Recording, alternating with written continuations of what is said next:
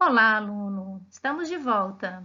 Seja bem-vindo à aula 5 sobre interações intermoleculares e ligação covalente. Eu sou a professora Ellen Mendonça e esse é o meu canal. Se inscreva, ative o sininho e se você gostar da aula, não esqueça de deixar o seu like. A aula de hoje tem como objetivos compreender como as interações intermoleculares influenciam nas propriedades das substâncias, compreender o modelo de ligação covalente e as interações intermoleculares e explicar as propriedades das substâncias moleculares por meio das ligações, por meio do modelo de ligações.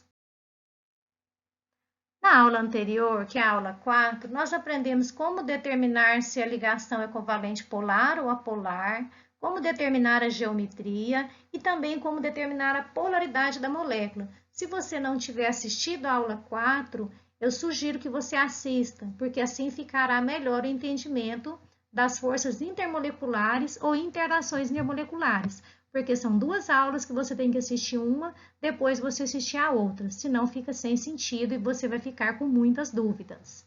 Então vamos lá entender o que são forças intermoleculares. Como o próprio nome indica, intermoleculares é o mesmo que entre as moléculas.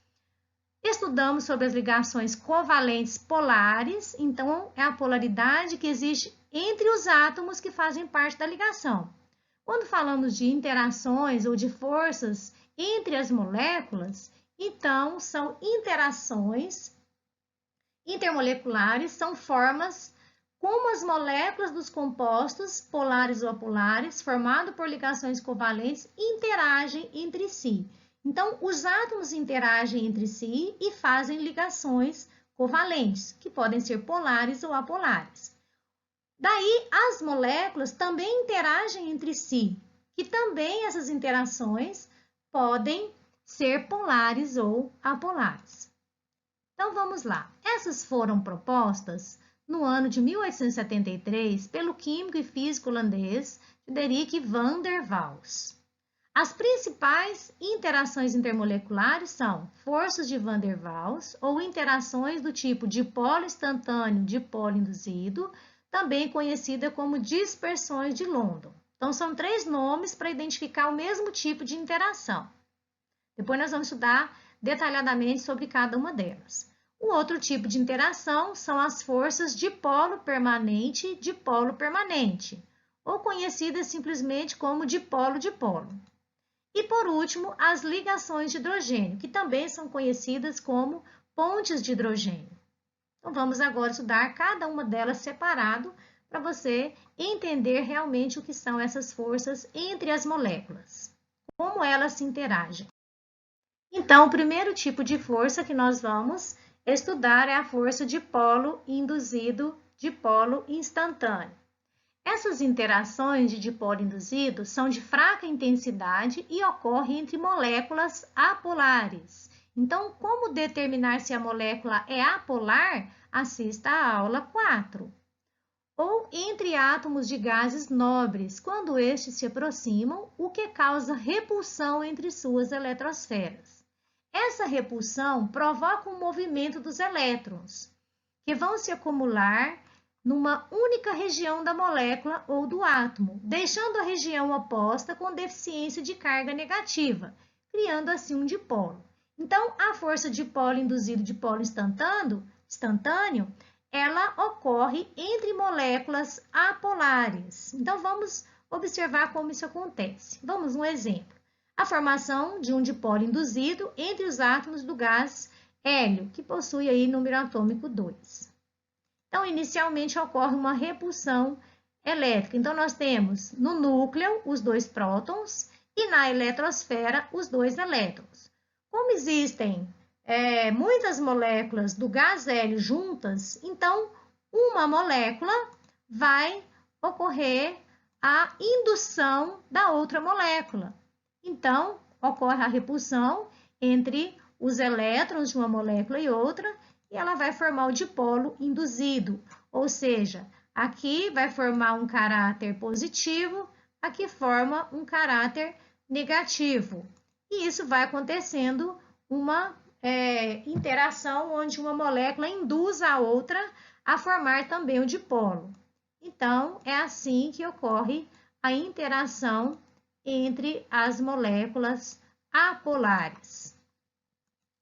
Esse fenômeno prossegue, dando origem a uma pequena força de atração elétrica que sustenta os chamados cristais moleculares, como exemplo, o gás carbônico sólido, que é o gelo seco. Como ele é uma interação muito fraca, então ele passa de sólido direto para gasoso, ocorrendo então a sublimação do gelo seco. Vamos dar continuidade então com o nosso segundo tipo de força intermolecular, chamado de dipolo permanente ou dipolo-dipolo. As interações do tipo dipolo permanente são interações de intensidade média e ocorrem entre moléculas polares. Como determinar se a molécula é polar? Não esqueça de assistir a aula 4, lá tem bem explicado como se determina. Estabelecem de tal forma que o átomo com caráter parcial negativo de uma molécula é atraído pelo átomo com caráter parcial positivo da outra molécula. Então, olha aqui o caso do HBr, como o hidrogênio é menos eletronegativo, ele tem eletronegatividade 2,1, o bromo tem eletronegatividade 2,8. Então, o bromo vai ter um caráter negativo e o hidrogênio um caráter positivo. Então, ocorre uma atração entre esses polos. Então, nesse caso, a representação esquemática das forças de polo permanente do brometo de hidrogênio. Para as substâncias na fase sólida, a formação do dipolo permanente orienta a posição de cada molécula no espaço, formando os cristais dipolares. Então, vocês podem verificar o átomo de bromo representado em verde e o átomo de hidrogênio representado em branco, em bolinha branca. Então, ocorre a atração, aqui nós temos entre o bromo e o hidrogênio, aqui entre o bromo e hidrogênio, aqui entre o hidrogênio e bromo, aqui entre o bromo e hidrogênio. Então, vai ocorrendo aí essa atração e formando aí os cristais dipolares. Então, o exemplo, o brometo de hidrogênio, como falamos, na fase sólida. Então, já estudamos sobre a força de polo induzido de polo instantâneo, que é aquela que ocorre entre moléculas apolares. E estudamos também a dipolo-dipolo, que ocorre entre moléculas polares. E vamos estudar um segundo caso que também ocorre entre moléculas polares. Então, são as ligações de hidrogênio. Então, as ligações de hidrogênio são forças de intensidade alta. Ocorrem quando a molécula de um átomo de hidrogênio ligado com um átomo de flúor, oxigênio ou nitrogênio. Então, quando tivermos, esses elementos são muito eletronegativos. Quando tivermos em uma molécula ligações entre hidrogênio e flúor, hidrogênio, oxigênio, hidrogênio, nitrogênio, nós temos aí um tipo de interação intermolecular que é chamada de ligação de hidrogênio.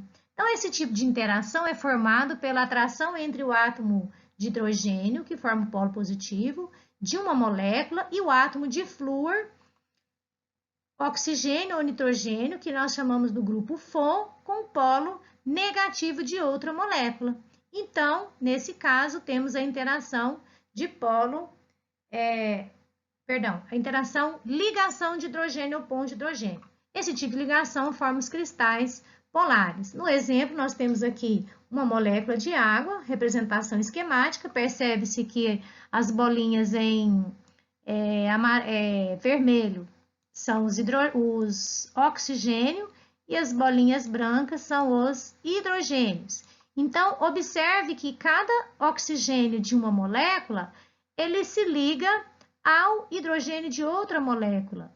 Então, vai ocorrendo aí várias pontes de hidrogênios que estão representadas aqui pelas ligações em traços. Por ser uma força de atração muito intensa, a energia necessária para separar as moléculas que fazem a ligação de hidrogênio é bem alta. Por isso, os pontos de fusão e de ebulição são proporcionalmente altos. Finalizamos, então, o estudo das interações intermoleculares. Vamos a algumas curiosidades sobre esse assunto. Como de fato a lagartixa consegue caminhar pelas paredes mesmo no teto? Você já parou para pensar como elas conseguem? Lagartixa de Van der Waals. Em 1960, o alemão Hiller sugeriu que um tipo de força atrativa entre as moléculas da parede e as moléculas da pata da lagartixa fosse a responsável.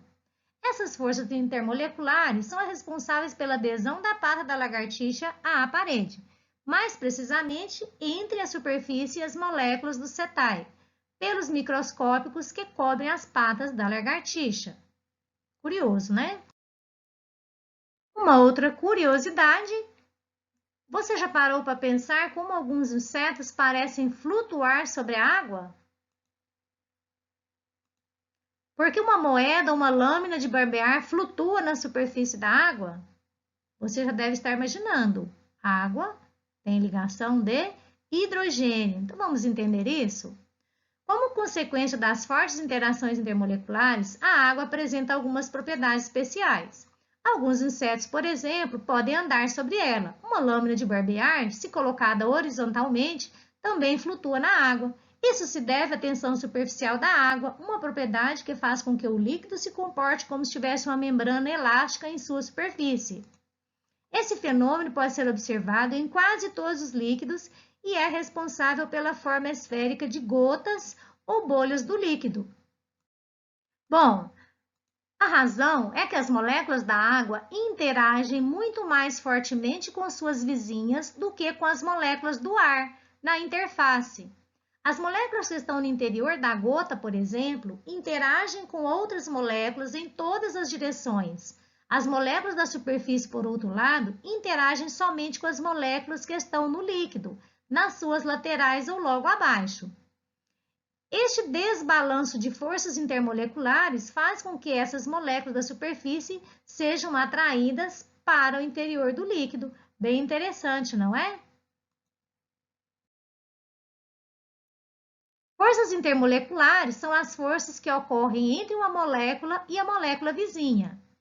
Interações ou forças de Van der Waals. Elas explicam as temperaturas de fusão e de ebulição de substâncias formadas por moléculas apolares.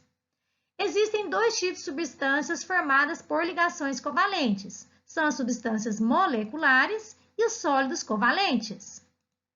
As substâncias moleculares são compostos que só apresentam ligações covalentes entre seus átomos, intramoleculares, mas não entre moléculas, intermolecular. Já os sólidos covalentes é o sólido cristalino formado somente por ligações covalentes e formam as macromoléculas.